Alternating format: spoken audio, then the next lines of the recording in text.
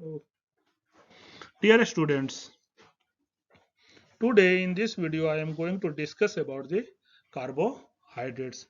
So what is actually carbohydrate? Why carbohydrate is important and why you want to study carbohydrates? जब हम बात करते हैं carbohydrates का, ये एक ऐसा बायोमोलिक्यूल है जो कि सबसे ज्यादा प्रेजेंट है अर्थ पे. Okay, so carbohydrates are often called as sugars. हम लोग जनरली शुगर बोलते रहते हैं इसको. Why it is called as sugar? Because it is sweetness in nature. It is also called as saccharides, and saccharides is actually derived from the Greek word saccharon, okay, which means sugar or sweetness. That's why these carbohydrates are sweetness in nature, okay. But only those molecules having a small molecular weight are sweet in nature, but it is not true with large molecules. Okay, and they are widely distributed in both plant and animal tissues. So each year photosynthesis converts more than 100 billion metric tons of the carbon and water into cellulose and other plant products. So when we talk about the structures of the carbohydrates, its formula is CnH2ON, means it is comprises of the carbon, hydrogen, oxygen. Sometimes nitrogen, phosphorus and sulfur are also present. So I have shown you there is a on C6H12O6, means equal number of the carbon and oxygen, and the double number of hydrogen is present in carbohydrates. So dear students, actually in these slides I am showing you the carbohydrate rich foods. Okay, these foods which are having rich in carbohydrates. So as I told कि carbohydrate जो है वो सबसे diverse group of compounds है. It contains carbon, hydrogen, hydroxyl H and OH groups. Okay, and some are relatively small with low molecular weight of less than hundreds, and other with molecular weight in hundreds or thousands. So what is the functions of the carbohydrates? These are the acts as source of energy which can be released in form usable by the body tissues. जो भी हमें body tissue को जरूरत होती है, okay, उस हिसाब से ये energy release करता है. So when we say, as I am showing in pictures, this chocolate, milk, okay, wood. So in chocolate you will find the sugar called the sucrose, which is actually disaccharides sucrose. It is comprises of the glucose and fructose, and in milk lactose sugar is present, which is comprises of the glucose and galactose, and wood there is a starch, maltose and glucose. So मैं यहाँ पे ये हम बता रहे कि glucose का काम क्या है, कार्बोहाइड्रेट क्या क्या करता है. सो ये क्या करता है basically, it acts as a source of energy. Next, if we see, it is also serves as carbon skeletons, which can be arranged to form other molecules that are essential for the biological structures and functions. Along with energy, what it is required for the biological structures and functions too. If you see here, there is a sources of the carbohydrates, okay, like the sugars, starch and fiber. So these carbohydrates break down into glucose in our body when we consume. ठीक है, जब हम लोग खाते हैं carbohydrate तो क्या करता है हमारे बॉडी में जाकर के ये ब्रेक डाउन हो जाता है, ओके, इनटू द ग्लूकोज. और ग्लूकोज फिर क्या होता है कि get converted into the glycogen, and glycogen जो है वो फ्यूल की तरह हमें काम करता है हमारे बॉडी सिस्टम में, and brain uses the most. So you can see, ठीक है, कार्बोहाइड्रेट किस तरीके से कन्वर्ट हो रहा है ग्लूकोज में, ग्लूकोज फिर ग्लाइकोजन में, और वो हमारे बॉडी में इन्वॉल्वमेंट है to regulate our system. So again जब हम बात करते हैं जो सभी लिविंग सिस्टम्स में जो मोनोसैकेराइड्स होता है, okay, which is called glucose. Glucose का यूज क्या है, जैसा कि मैंने पहले ही बताया कि cells uses glucose as the energy source, breaking it down that release stored energy and produce water and carbon dioxides. Okay, so these are the different classes of the sugars which I will discuss in next slides. Okay, monosaccharides, disaccharides and polysaccharides. ठीक है, तो ये जो glucose है, okay, it will get into the systems and break down, okay, into energy, carbon dioxide and waters. ठीक है, तो ये एनर्जी जो है वो हमारे सिस्टम्स को, पूरे बॉडी सिस्टम्स को रिक्वायर्ड होती है, वो सप्लाई किया जाता है, जिससे कि हमें परफॉर्म करते रहते हैं फंक्शंस. ओके, सो यही जब हम लोग बात करते हैं कि सिंस अगर एक्सेस शुगर आप कंज्यूम करते हो तो क्या करता है, it will start storing as the fat. Okay, so that's why it is important to avoid consuming too much. ठीक है, इसीलिए जो हम लोग बोलते हैं कि ज्यादा शुगर या ज्यादा कार्बोहाइड्रेट नहीं खाना चाहिए, क्योंकि क्या अगर आप ज्यादा कंज्यूम करते रहेंगे तो उससे क्या होता है कि ये जो है सो स्टार्ट हो जाता है स्टोर होना इन the form of the fat, जो कि वो काफी नुकसानदेह होता है. अब हम लोग बात करते हैं classification of the carbohydrate. Basically it is classified into four categories. Okay, monosaccharides, disaccharides, oligosaccharides and polysaccharides. Monosaccharides जैसा कि मैंने बताया था कि क्या है कि सैक्राइड्स मीन्स शुगर है, मोनो मीन्स सिंगल, यानी कि एक sugar molecule. Okay, that is called monosaccharides. Disaccharides means दो सैक्राइड्स और टू शुगर मॉलिक्यूल. ओलिगो में 2 और 10 शुगर मॉलिक्यूल. पोली में 10 या उससे ज्यादा शुगर मॉलिक्यूल्स. अगर हम लोग देखें कि मोनोसैक्राइड्स में जैसे कि ग्लूकोज, फ्रुक्टोज, गैलेक्टोज आते हैं, डाइसैक्राइड्स में सुक्रोज, लैक्टोज एंड माल्टोजेस. ठीक है, जैसा कि मैंने आपको बताया भी था कि अगर आप देखोगे कि सुक्रोज जो है वो किस चीज से मिलकर बना होता है, ग्लूकोज एंड फ्रुक्टोज से.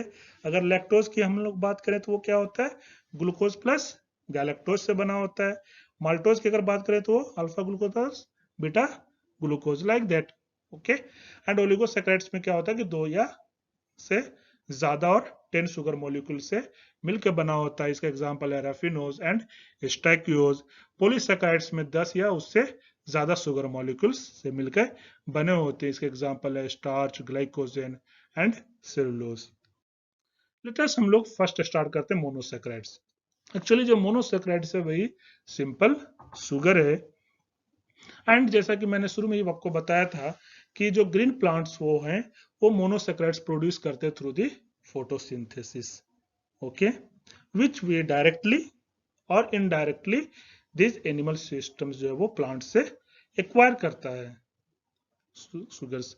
And when we talk about the glucose, okay, it exists in the two form, a straight chain and ring form में. ओके, सो जब हम लोग जो रिंग फॉर्म है वो सबसे ज्यादा पाया जाने वाला है. It is approximately 99% of circumstances. Why? Because it is more stable under the cellular conditions. Okay, so now I will tell you what is the straight chain and the ring chain form. Actually, when we talk about the simple sugars, glucose, it is a having 6 carbon, okay, in structures. At carbon 1 there is a aldehyde group.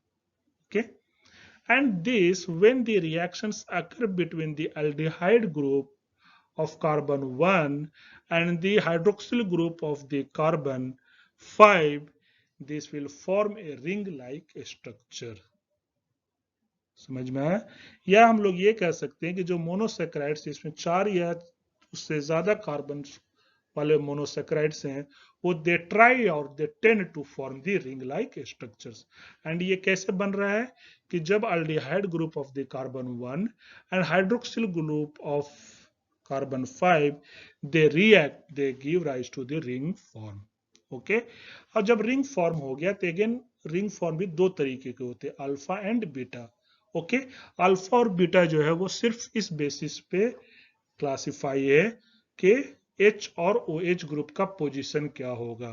Suppose OH group जो है अगर नीचे की तरफ present हो then it is called as alpha, and when OH is group is present on upper side ऊपर की तरफ, then you can call it as beta. जैसा कि आप alpha glucose and beta glucose में आप देख रहे होंगे, अल्फा ग्लूकोज में आप देखो ये हाईलाइट किया हुआ है OH ग्रुप, ये क्या नीचे की तरफ दिखाया गया है, बीटा ग्लूकोज में क्या ऊपर की तरफ दिखाया गया है। So this is alpha and beta form, and always alpha and beta forms are present in equilibrium when dissolved in water. So different monosaccharides contain different number of carbons, and most of the monosaccharides which are present in living systems are this series of the optical isomers, but some are also structural isomers. Structural isomers का क्या मतलब होता है? Means which are having same kind and number of the atoms but arranged differentially. जैसे कि example hexoses. Okay. So a group of structural isomers all have the formula C6H12O6. Okay, but they perform different functions. Hexose में कौन कौन आते हैं, जैसे glucose हो गया, फ्रुक्टोज हो गया, मैनोज हो गया एंड गैलेक्टोज हो गया।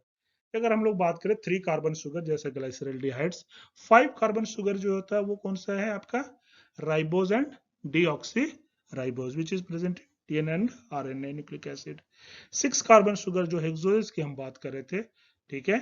सो ये क्या है कि 6 carbon, so all are having, hexoses are isomers all having the formula C6H12O6, okay, but each has a distinct chemical properties and biological role, सबका अलग अलग है, ठीक है, लेकिन इनका फॉर्मूला जो है वो सिमिलर है, they are the isomer.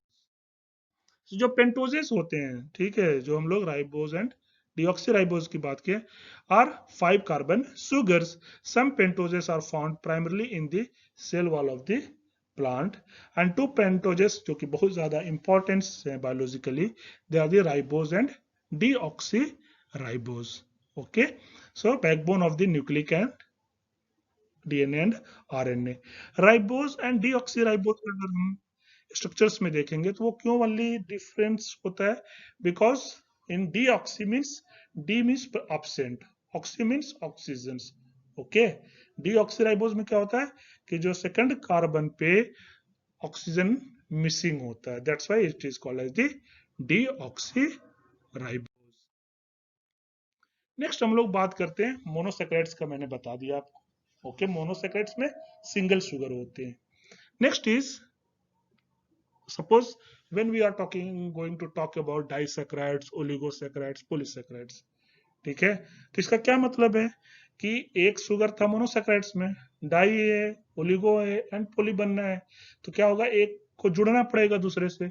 So how they form, ठीक है, दे ज्वाइन कैसे होते हैं मोनोसैकराइड्स।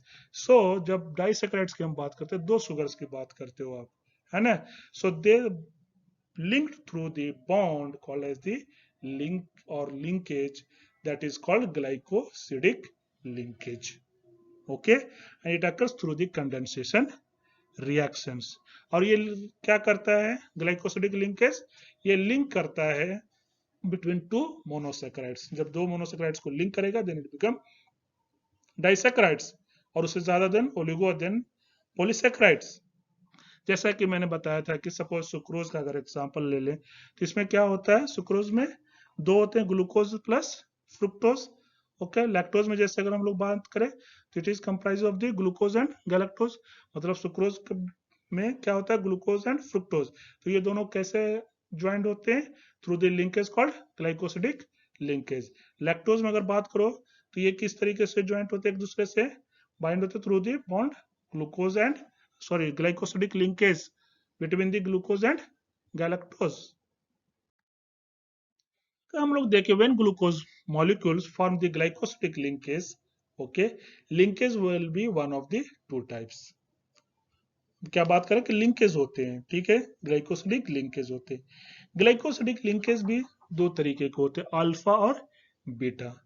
ये क्या डिपेंड किस पे करेगा, on whether the molecule that binds its carbon 1 is alpha glucose or beta glucose। जो अल्फा लिंकेज और बीटा लिंकेज की हम बात करें, वो इस पे डिपेंड करेगा कि जो कार्बन 1 पे है वो इधर अल्फा ग्रुप का है या बीटा ग्रुप का है। समझ रहे हो, क्योंकि 2 शुगर मॉलिक्यूल्स को, ठीक है ना, ज्वाइन होना है, लिंकेज होना, लिंक होना है। तो जो भी पोजीशन होगा कार्बन 1 पे वो डिसाइड करेगा क्या इधर it is a alpha group और बीटा। ठीक है, यहाँ पे जैसे हम लोग स्ट्रक्चर्स में अगर देखें फिगर में जो दिखा रहा हूं मैं, माल्टोज का हमने एग्जांपल लिया है। यहाँ पे क्या बता रहे हैं कि अल्फा ग्लूकोज और बीटा ग्लूकोज है। अगर आप कार्बन 1 पे देखेंगे तो it is present in the alpha OH group, क्या है नीचे की तरफ है। और रिएक्शंस किसके बीच हो रहा है यहाँ पे, hydroxyl group of of carbon 1 of alpha glucose and hydroxyl group on carbon 4 of the other glucose. Okay, तो इनके बीच ग्लाइकोसिडिक लिंकेज होगा। That's why it is called as the alpha 1,4 glycosidic, क्योंकि एक ग्लूकोज एंड दो means alpha glucose beta glucose, दो glucose लिया आपने। ठीक है, क्योंकि माल्टोज जो है अल्फा ग्लूकोज और बीटा ग्लूकोज से मिलकर बना होता है। तो अल्फा ग्लूकोज का जो कार्बन 1 पे OH ग्रुप हाइड्रोक्सिल ग्रुप है और बीटा ग्लूकोज का कार्बन नंबर 4 पे जो हाइड्रोक्सिल ग्रुप है, इनके बीच लिंकेज होता है। ठीक है, दैट्स वाई यहाँ पे हम लोग से कर रहे हैं कि अल्फा 1,4 ग्लाइकोसिडिक लिंकेज। अब बीटा लिंकेज अगर हम लोग देखें, ओके, सो यहाँ पे beta glucose plus beta glucose लिया गया जैसे सेलोबायोज का एग्जांपल में। ठीक है, तो यहाँ पे क्या हो रहा है कि जो बीटा ग्लूकोज का फर्स्ट कार्बन का हाइड्रोक्सिल ग्रुप एंड अनदर जो बीटा ग्लूकोज है, ठीक है, उसका फोर्थ कार्बन का हाइड्रोक्सिल ग्रुप के बीच लिंकेज हो रहा है and through the condensation reactions and form the beta 1,4 glycosidic linkage. So like that, maltose and cellobiose are the disaccharides isomers, both having the formula C12H22O11. But however, they are different compounds with different properties. They undergo different chemical reactions and recognized by the different enzymes. ठीक है, जैसे कि हम लोग बात करते हैं कि माल्टोज जो है वो हाइड्रोलाइज होने के लिए in monosaccharides in the human body, whereas the cellobiose cannot. And next one is the oligosaccharides, okay, which contains several monosaccharides bound by the glycosidic linkage at various side. जैसे कि मैंने बताया कि वो भी जो ओलिगोसैकेराइड्स होगा वो क्या है कि 2 या 10 मॉलिक्यूल से बना होगा, तो वो भी थ्रू लिंकेज बॉन्ड होता है। Many oligosaccharides have additional functional groups which give them special properties. ठीक है, और जो ओलिगोसैकेराइड्स का जो इंपॉर्टेंस है वो क्या होता है कि along with that they have many additional groups, okay, जो इसको स्पेशल प्रॉपर्टीज प्रोवाइड करवाता है। जैसे oligosaccharides are often covalently bonds to the proteins and lipids on the outer cell surface where they serve as the cell recognition signaling में। ठीक है, oligosaccharides क्या होता है, covalently bond हो जाता है प्रोटीन्स पे या लिपिड्स पे on the outer cell surface, और वो किस चीज में इन्वॉल्व हो जाता है, सेल रिकॉग्निशन सिग्नल्स में। जैसे कि ह्यूमन ब्लड ग्रुप आपने सुना होगा कि such as AB you get their specificity from the oligosaccharides chain. ठीक है, नेक्स्ट हम लोग बात करते हैं पॉलीसैकेराइड्स का। ओके, पॉलीसैकेराइड्स बेसिकली जो है वो serves as the energy stores और structural materials. Okay, so what is the energy source और structural materials? So polysaccharides are giant polymer of the monosaccharides connected by the glycosidic linkage। जैसे कि मैंने बताया था कि पॉलीसैकेराइड्स में स्टार्च, ग्लाइकोजन एंड सेल्यूलोज आते हैं। स्टार्च जो है वो क्या है, it is a polysaccharides of glucose with alpha glycosidic linkage. Glycogen क्या है, it is a highly branch polysaccharides of glucose है। एंड सेल्यूलोज जो है वो पॉलीसैकेराइड्स ऑफ ग्लूकोज but individual monosaccharides are connected by the beta glycosidic linkage.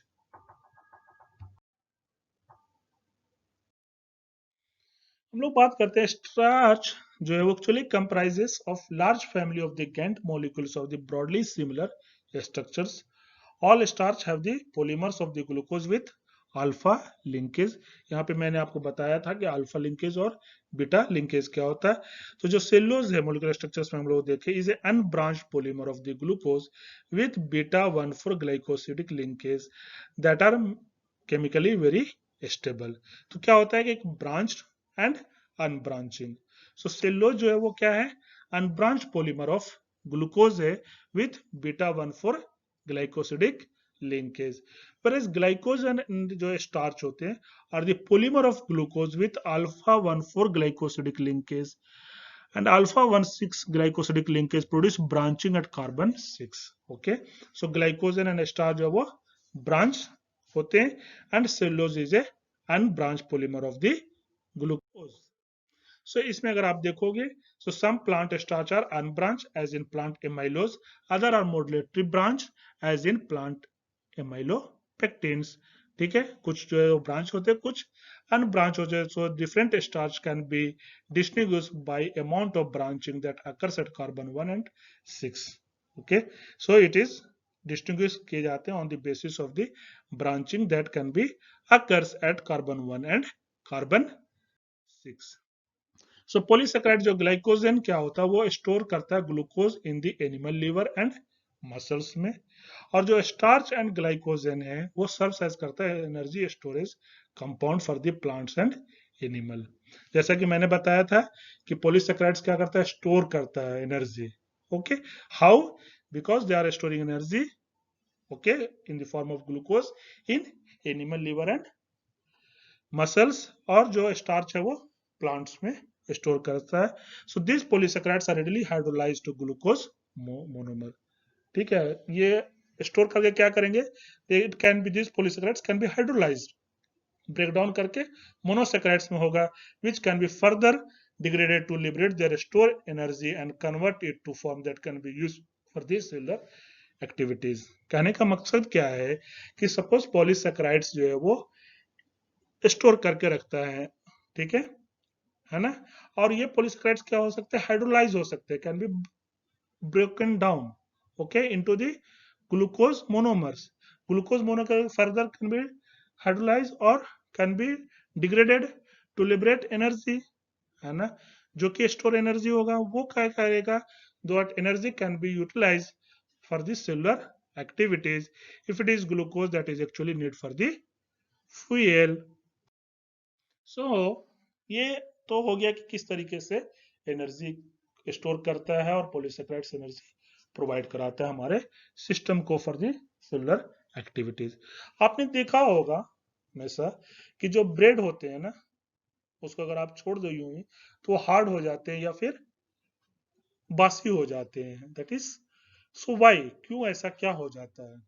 Actually starch जो होता है readily binds waters, and when that water is removed, unbranched starch tend to form hydrogen bonds between the polysaccharide chain, which then aggregates. ये ऐसा क्यों होता है, जो hard या स्टेल हो जाता है ब्रेड, वो क्यों होता है?